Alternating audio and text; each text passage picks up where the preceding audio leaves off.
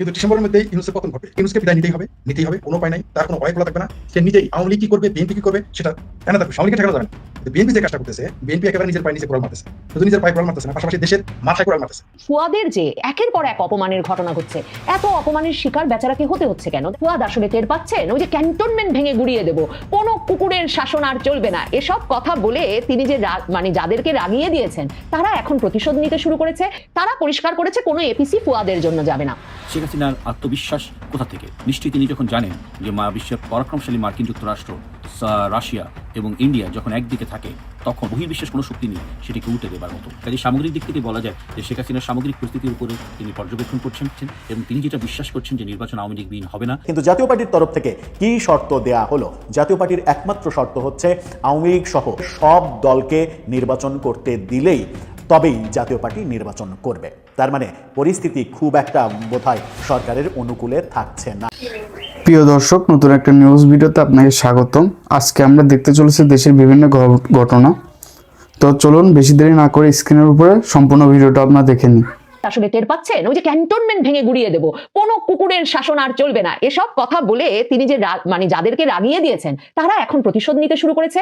তারা এই ইঙ্গিত স্পষ্ট করেছে যে ঘটনার বাড়াবাড়ি হলে কোনো এপিসি পাঠিয়ে ফুয়াদকে টুকিয়ে আনা হবে না। মানে একটা কুড়িয়ে এনেছিল না হাসনাত আব্দুল্লাহ, সার্জিস নাহিদদেরকে গোপালগঞ্জ থেকে, তারা পরিষ্কার করেছে কোনো এপিসি ফুয়াদের জন্য যাবে না। ফুয়াদের জন্য থাকবে নানা রকম ভুয়া ভিডিও এবং তাকে তারপরে তার কপালের কাটা দাগ থেকে শুরু করে নানা রকম প্রমাণাদি হাজির করে ফ্যাক্ট চেকিং এর মাধ্যমে প্রমাণ করতে হবে যে ওই ভিডিওর নায়ক উনি নাকি অন্য কেউ। ব্যারিস্টার আসাদুজ্জামান ফুয়াদ তিনি নির্বাচনী এলাকায় গিয়ে ভুয়া স্লোগানের তোড়ে এলাকা ছেড়ে আসতে বাধ্য হয়েছেন।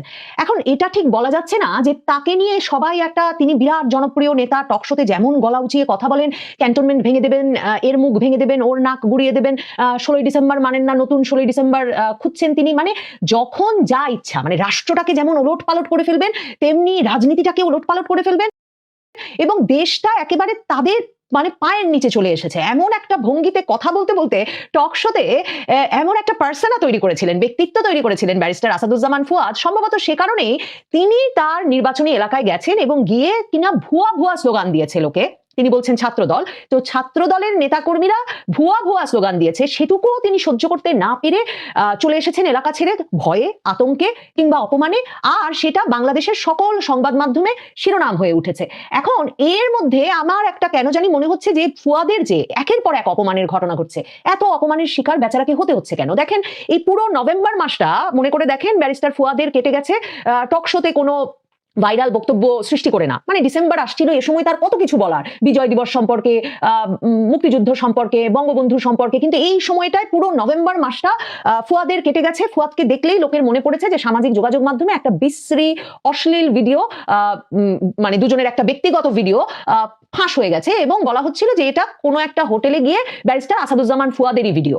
তবে তারপর রীতিমতো ফ্যাক্ট চেক করে, মানে ফুয়াদের কপালের কাটা দাগের সঙ্গে ওই ভিডিওর লোকের কাটা দাগ মেলে কিনা জুম করে ওই সব ছবি বিশ্লেষণ করে কোনো মতে মানে একরকমের রক্ষা পাওয়ার চেষ্টা করতে হয়েছে। তো ওই সব বিষয় কি হয় যে ঘাটাঘাটি বেশি করলে, মানে ওই লোকের কপালে দাগ আছে কিনা, নাকের ডগাটা ফুয়াদের মতো কিনা নাকি না, এসব নিয়ে যত আলোচনা হয়েছে, রাজনৈতিক নেতা হিসেবে মানে ফুয়াদ যে একটা ভয়ঙ্কর পার্সোনা গড়ে তুলেছিলেন, ভীষণ রাগী, মানে একদম ফ্যাসিবাদ বাংলাদেশ থেকে মানে একদম উপড়ে ফেলে দেবেন, সেই পার্সোনাটা কিন্তু ক্ষতিগ্রস্ত হয়েছে। এরপর দেখেন এখন ডিসেম্বর শুরু না হতে হতেই এই এবি পার্টির নেতা আসাদুজ্জামান ফুয়াদ তিনি তার নির্বাচনী এলাকা বরিশাল 3 মুলাদি বাবুগঞ্জ আসনে গেছেন এবং দেখেন সরকারের একটা ব্রিজ উদ্বোধন অনুষ্ঠানে দুজন উপদেষ্টা গেছেন। সেখানে সড়ক সেতু উপদেষ্টা ফাউজুল কবির খান গেছেন, নৌ পরিবহন উপদেষ্টা এম শাখাওয়াত হোসেন গেছেন, কিন্তু সরকারের দলের মানে আমি জানি না মানে কি ঠিক কোন ক্রাইটেরিয়ায় সেখানে গিয়ে এবি পার্টির ফুয়াদ উপস্থিত হলেন সেটা বলা মুশকিল, কিন্তু তিনিও গিয়ে উপস্থিত হয়েছেন সেই ব্রিজের উদ্বোধন অনুষ্ঠানে এবং সেই আরিয়াল খান নদের উপর মিরগঞ্জ সেতুর ভিত্তিপ্রস্তর স্থাপন ও উদ্বোধনী অনুষ্ঠানে উপস্থিত হয়ে ফুয়াদ বলে বসেছেন যে যেই চীনা কোম্পানি এই চাকরি মানে যেই চীনা কোম্পানি এই সেতু তৈরির ঠিকাদারি পেয়েছে সেই চীনা কোম্পানির কাছ থেকে নাকি স্থানীয় চাঁদা দাবি করছে।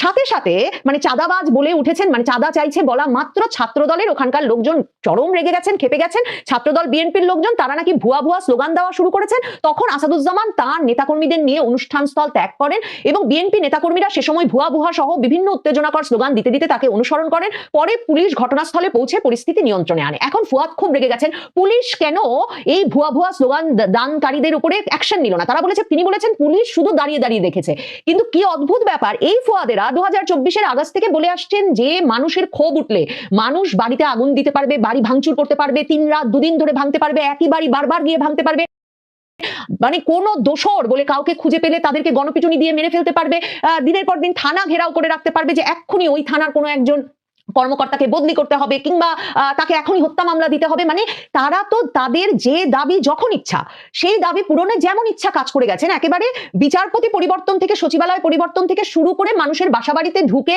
চাঁদা দাবি করা থেকে শুরু করে ভাঙচুর, লুটপাট, অগ্নিসংযোগ সব জায়েজ হয়েছে 2024-এর আগস্টের পর থেকে এই ফুয়াদদের রাজনীতিতে। কিন্তু এখন ভুয়া ভুয়া স্লোগানও তার গায়ে এমন ভাবে বিচ্ছে যে তিনি মানে মুহূর্ত মাত্র সেখানে দাঁড়িয়ে থাকতে পারছেন না, নেতা কর্মীদের নিয়ে কোনো মতে লেজ গুটিয়ে পালিয়ে আসছেন এবং এসে বলছেন না হলে নাকি তাকে মারতো, মানে তার গায়ে যেসব মার আসতে পারতো সেগুলো তার নেতা কর্মীরা খেয়েছেন বলে কোনো রকমে বেঁচে এসেছেন। ফুয়াদ আসলে টের পাচ্ছেন ওই যে ক্যান্টনমেন্ট ভেঙে গুড়িয়ে দেবো, কোনো কুকুরের শাসন আর চলবে না, এসব কথা বলে তিনি যে মানে যাদেরকে রাগিয়ে দিয়েছেন তারা এখন প্রতিশোধ নিতে শুরু করেছে।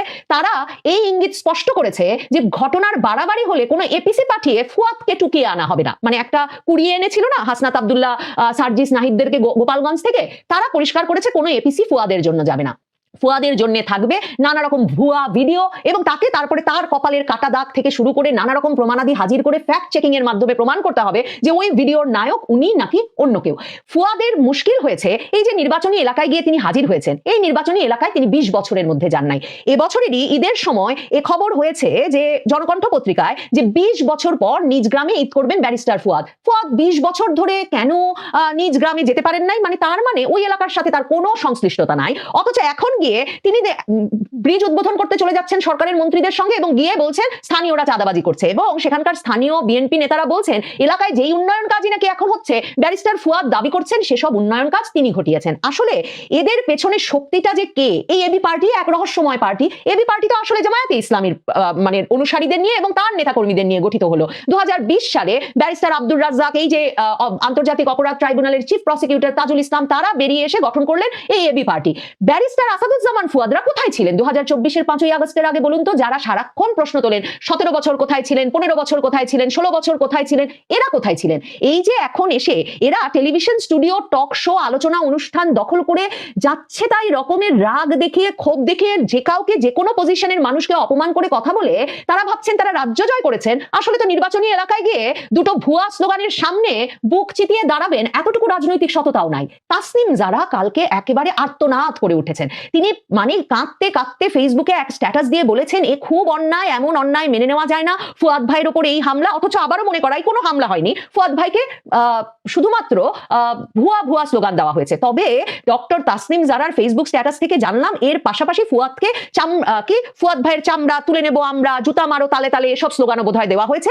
কারণ তাসনিম জারা লিখছেন বরিশালে ব্যারিস্টার ফুয়াদ ভাইকে ঘিরে যে ঘটনা ঘটেছে তা ভীষণ উদ্বেগের। ফুয়াদ ভাইয়ের রাজনৈতিক আদর্শের সাথে আমার বা আপনার মিল নাও থাকতে পারে, তবে দলের নীতি নিয়ে আপনার হাজারটা প্রশ্ন বা আপত্তি থাকতে পারে, কিন্তু প্রার্থী যখন নিজের এলাকায় যায় তখন তাকে ঘিরে চামড়া তুলে নেব বা জুতা মারো স্লোগান দেওয়া কোনো সুস্থ গণতান্ত্রিক কালচার হতে পারে না। আমি দেখলাম আমার ফেসবুকে প্রচুর মানুষজন হু হু করে কাঁদছিলেন তাসনিম জারার এই স্ট্যাটাস দেখে। কারণ তাসনিম জারা আমাদের কাছে সেই কোভিডের আগে পরের সময় থেকে একজন তরুণ ডাক্তার, যিনি ভীষণ গুছিয়ে পেট ব্যথা হলে কি করবেন, পেট খারাপ হলে কি করবেন, ওজন কমালে কি করবেন, নানা রকম দুর্বলতা থাকলে কি করবেন, এরকম নানা বিষয়ে যিনি পরামর্শ দিয়ে আসতেন এবং আমরা জানতাম তিনি বিদেশের উচ্চ প্রতিষ্ঠানে, খুবই নামকরা প্রতিষ্ঠানে কাজ করেন, আমরা তাকে নিয়ে গর্বিত হতাম। তিনি যখন স্বামী সহ হঠাৎ করে, মানে তাকেও আমরা কিন্তু 5ই আগস্টের আগে কোনোদিন রাজনৈতিক বিষয়ে কোনো বক্তব্য রাখতে প্রকাশ্যে দেখি নাই, তো এমন একজন ব্যক্তি স্বামী সহ বিদেশের নাকি একেবারে নিরাপদ জীবন ছেড়ে তিনি এসে সরাসরি জাতীয় নাগরিক পার্টিতে ঢুকলেন এবং তখনই কথা ছড়িয়ে পড়লো যে এই তাসনিম জারা তো স্বাস্থ্যমন্ত্রী হতে যাচ্ছেন। কারণ বুঝতে তো বাকি থাকে না, কারো ব্যাপক নিশ্চয়তা না পেলে হঠাৎ করে তার তাসনিম জারার স্বামী টুপ করে এসে জাতীয় নাগরিক পার্টির এত উচ্চ পদে আসীন হন না। তো সেই না তাসনিম যারা কিনা যাদের পুরো রাজনৈতিক ভিত্তিটা গড়ে উঠেছে মববাজির ওপর, এখন তিনি বলছেন একদম ঠিক নয় যে মুখে এ ধরনের স্লোগান দিলেও ভীষণ অপমান হয়, এসব অপমানজনক স্লোগান দেওয়া একদম ঠিক হবে না। এই রাজনীতিতে বিরোধিতা থাকবে, তর্ক হবে, আপনারা চাইলে তাকে ভোট দেবেন, না চাইলে দেবেন না, কিন্তু কাউকে শারীরিকভাবে হেনস্থা করা বা এমন অশালীন ভাষায় আক্রমণ করা গ্রহণযোগ্য কোনো আচরণ নয়। রাজনীতি হোক যুক্তির, গায়ের জোরের নয়, মানে আসলে আবেগ ধরে রাখা যায় না। তাসনিম জারার এমন কথা শুনলে গায়ের জোরের নয়, যুক্তির রাজনীতির জন্য তাদের এই যে তাড়না, এটা শুনলে আসলেই আবেগ ধরে রাখা যায় না।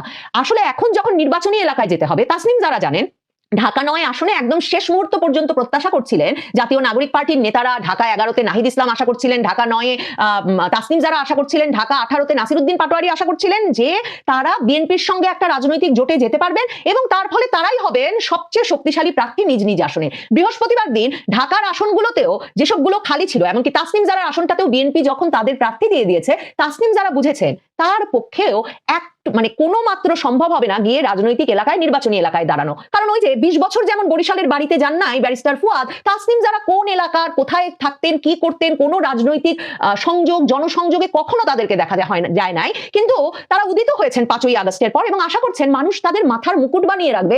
এতদিন তারা মববাজি করেছেন, কিন্তু এখন সবাই তাদের আগলে থাকবেন। নির্বাচনী এলাকায় গিয়ে দাঁড়াতেও হলে বিএনপি বা জামায়াতে ইসলামীর মতো দল পেছনে না থাকলে আসলে যে কত বড় মুশকিল সেটা এখন এরা বুঝতে পারছেন। যারা এদেরকে বাড়তে দিয়েছেন তারাই সম্ভবত ভিডিও ফাঁস করছেন, তারাই সম্ভবত এসব মানে পালিয়ে আসার ব্যবস্থা করছেন যে কোনোভাবে কেউ রক্ষা করবেন না, সেই ভয়টা ফুয়াদের মতো মানে একেবারে বেপরোয়া নেতার ভেতরে ঢুকিয়ে দিয়েছেন। আর তাসনিম জারার মতো যাদেরকে হয়তো দেশি বিদেশি শক্তি বিদেশ থেকে নিয়ে এসেছিল, তাদেরকে একরকমের বলে না যে মানে ছাদে তুলে মইটা কোনো একটা পক্ষ কেড়ে নিয়েছে। যারা ওই তো কাঠমান্ডুতে তো কয়েক মাস আগেও মার্কিন যুক্তরাষ্ট্রের বড় বড় কর্মকর্তারা বৈঠক করেছিলেন এই তাসনিম জারাদের সঙ্গে, কোথায় সেসব মই এখন অনেক দূরে চলে গেছে। এরা প্রত্যেকে নিজেদের অস্তিত্বের সংকটে ভুগছেন। এখন আগামী কয়েকটা মাস আর কি কি বিপদে এরা পড়েন তা দেখবার জন্য অপেক্ষা করতে হবে। সেজন্যই ফুয়াদ যখন অপমানিত হন, তাসনিম জারা তখন আর্তনাদ না করে পারেন না। আওয়ামী লীগ ফিরবে কি ফিরবে না তা আমি এই মুহূর্তে বলতে পারবো না, কিন্তু ডিসেম্বরের মধ্যেই ইউনূসের পতন ঘটবে, কিন্তু সেটা নির্ভর করতেছে বিএনপির উপরে। কারণ বিএনপি যদি আঘাত করে থাকে তাহলে আওয়ামী লীগের বাংলাদেশের রাজনীতিতে প্রবেশ করা কঠিন হবে একটু, কিন্তু আওয়ামী লীগ ঢুকবে। যে ডিসেম্বরে না ঢুকলে জানুয়ারিতে ঢুকবে, জানুয়ারিতে ফেব্রুয়ারিতে ঢুকবেই, আওয়ামী লীগকে ঠেকানো যাবে না। কিন্তু বিএনপি যে কাজটা করতেছে, বিএনপি একেবারে নিজের পায়ে নিজে কোড়াল মারতেছে। শুধু নিজের পায়ে কোড়াল মারতেছে না, পাশাপাশি দেশের মাথায় কোড়াল মারতেছে। এটা হচ্ছে সবচেয়ে বিপজ্জনক কথা, এটা হচ্ছে সবচেয়ে বিপজ্জনক। আর ইউনূসকে তো পালাতেই হবে, পালানোর ইউনূস যাতে না পালাতে হয় এই জন্য তো সে সকল নাটক করতেছে। আমি সবচেয়ে বেশি আপনি যেটা বলেন, ইউনূসকে বিদায় নিতেই হবে, নিতেই হবে, কোনো উপায় নাই, তার কোনো ওয়ে খোলা থাকবে না। সে নিজেই আওয়ামী লীগ কি করবে, বিএনপি কি করবে সেটা অ্যানাদার কোশ্চেন। সে নিজেই প্রতি মুহূর্তে গর্ত খুঁড়ে যাচ্ছে, নিজের গর্ত নিজেই খুঁড়ে যাচ্ছে। তার সর্বশেষ প্রমাণ হলো টিউলিপ সিদ্দিকীর বিরুদ্ধে মামলা করা, এবং যে ফালতু একটা মামলা করে, মানে হাস্যকর একটা মামলা করে, সেই মামলার উপরে আবার হাস্যকর রায় দেয়া। এটা তার নিজের খবর নিজে রচনা করেছে, এবং আমি বিশ্বাস করি যে তাকে চলে যেতে হবে ডিসেম্বর মাসে। আর বিএনপি, আবারও বলি সেই কথাটা, বিএনপি যদি বাইন তালাক দেয় জামাতকে আর ইউনূসকে তালাক দেয়, তাহলে 72 ঘন্টায় সরকার পড়ে যাবে। এই মুহূর্তে ইউনূস সরকার যত আকাম কুকাম করতেছে, যত অপরাধ করতেছে, যত সন্ত্রাস করতেছে, যত মব সন্ত্রাস করতেছে, যত বেআইনি কাজ করতেছে, এটা বিএনপির কারণে। তার এই ইউনূস সরকারের তথাকথিত আদম ব্যাপারী সরকারের, তথাকথিত এনজিওগ্রাম সরকারের আয়ু বৃদ্ধির কারণ বিএনপি। এটা এই কারণে বিএনপিকে একদিন জাতির সামনে কৈফিয়ত দিতে হবে। যদি তারা এটাকে আরো দীর্ঘায়িত না করতে চায়, কৈফিয়তের পাল্লা আরো ভারী না করতে চায়, এই মুহূর্তে তাদের উচিত এই তথাকথিত সরকারের বিরুদ্ধে যাওয়া এবং এই সরকারকে সরকারের পাশ থেকে সমর্থন প্রত্যাহার করা। তাদের নেত্রীর মৃত্যুর খবর প্রচার করতে দেয় না, তাদের নেতাকে দেশে ঢুকতে দেয় না। এগুলোকে আওয়ামী লীগকে শিখিয়ে দিতে হবে, এগুলোকে আওয়ামী লীগকে শিখিয়ে দিতে হবে, আমাদের শিখিয়ে দিতে হবে। এদের জানা বুঝতেছে না তারা। এখন তারা যদি এটাও না বুঝে যার জন্য দায়ী জামাত ও ইউনূস সরকার, তাহলে তাদের ব্যাপার তারা বুঝবে। এই পুঁতি নিয়ে আবার আওয়ামী লীগের বিরুদ্ধে রাজনীতি করবে, আওয়ামী লীগ তো খুব শীঘ্রই মাঠে নামবে, তখন বিএনপির কি উপায় হবে সেটা নিয়ে আমি চিন্তিত আছি। তবে ইউনূস সরকারকে বিদায় নিতে হবে। তবে ডক্টর ইউনূস কিস্তির দোকানদার, তো তিনি শুরুতেই ছাত্র জীবন থেকে তিনি প্রতারণা করে আসছেন। তিনি যখন প্রথম তার অফিস নেন, কালকে তার একটা বই আমার হাতে পৌঁছেছে, বইটা মানে তার সম্পর্কে একটু বর্ণনা না দিলে মানুষ বুঝবে না যে আসলে তিনি কি চান, কি করেন। এই জন্য বলতেছি, নাহলে তার বইয়ের রেফারেন্স দেওয়ার কোনো ইচ্ছা আকাঙ্ক্ষা আমার নাই। ডক্টর ইউনূসের কিতাবটার নাম হলো anchor to the poor. Mohammad Yunus বড় করে লেখা আর ছোট করে লেখা, তার সাথে সহকারী কে ছিল, ওইখানে একটা পারি, বুঝতে পারছেন? তার একজন সহকারী একজন লেখক আছে। এই হচ্ছে ওই বইয়ে তিনি লিখেছেন, এটা কালকে আমার হাতে যে কোনো ভাবে পৌঁছে দেওয়া হয়েছে। সেখানে তিনি বলেছেন, মানে পৃথিবীর কাছে তার সুবিধা নেওয়ার জন্য, বইটা অনেক আগে লেখা, তিনি সেখানে বলেছেন যে তিনি যেখানে অফিস করেন সেখানে নাকি টয়লেট নেই। ডক্টর ইউনূস এইগুলো বলে সিভে তিনি বিদেশিদের কাছ থেকে তিনি ফান্ডিং আনতেন। বইটার নাম বললাম, বইটা তারই হাতে লেখা, সাথে যদি আরেকজন আছে সহকারী। আসলে বইটা তিনি তো লিখতে পারেন না, তার সহকারী দিয়ে লেখা, এটাই স্বাভাবিক। যাই হোক, পরে নাম দেন তিনি, কিন্তু তারই মন্তব্য, সেগুলো তারই বক্তব্য। এখন এই ইউনূস কত কিছু করবে ক্ষমতা দখল করার জন্য, ক্ষমতাকে ধরে রাখুক্ষিগত করার জন্য। তিনি কি না করছেন, কি না করতেছেন আর কি না করতে পারেন, তিনি যত দূর যেতে পারেন তিনি যাবেন। এতে যদি তাকে মানে একবার তো তিনি তার ফান্ড কালেকশনের জন্য খ্রিস্টান হয়েছেন, বিয়ে করার জন্য এবং ফান্ড কালেকশনের জন্য তিনি ধর্ম পরিবর্তন করে খ্রিস্টান হয়েছে। পৃথিবীর কেউ জানে না কবে তিনি সেই খ্রিস্টান থেকে আবার পুনরায় ইসলাম ধর্ম গ্রহণ করেছেন, কেউ জানেন। তেমনি এই ক্ষমতা দখল করার জন্য তাকে যেদিকে ইচ্ছা সেদিকে, প্রয়োজনে পুরো দেশটাকে যদি বর্গা দিতে হয়, বেদখলে দিয়ে দিতে হয়, কোনো সমস্যা সে দিয়ে দিবে। তবু মৃত্যুর পূর্ব পর্যন্ত ক্ষমতা ধরে রাখা অপকৌশল তিনি করবেন, চালাবেন। গত রাতে যে খবরটা এসেছে সেটা হচ্ছে জাতীয় পার্টির তরফ থেকে নিশ্চিত করা হয়েছে তারা নির্বাচনে অংশগ্রহণ করবেন কিছু শর্ত যদি মেনে নেওয়া হয়। অর্থাৎ জাতীয় পার্টিকে সরকার নির্বাচনের জন্য গ্রিন সিগন্যাল দিলেও যে সন্দেহটা আমরা করেছিলাম সেদিকেই যাচ্ছে দৃশ্যপট। আবার নির্বাচন কমিশন জাতীয় পার্টিকে বাদ দিয়ে সংলাপ কার্যক্রম পরিচালনা করে জাতীয় পার্টি সহ বেশ কয়েকটা দলকে বাদ দিয়ে তারা তফসিল ঘোষণার দিকে যাচ্ছে, সেটাও বিতর্কিত একটা ব্যাপার হচ্ছে।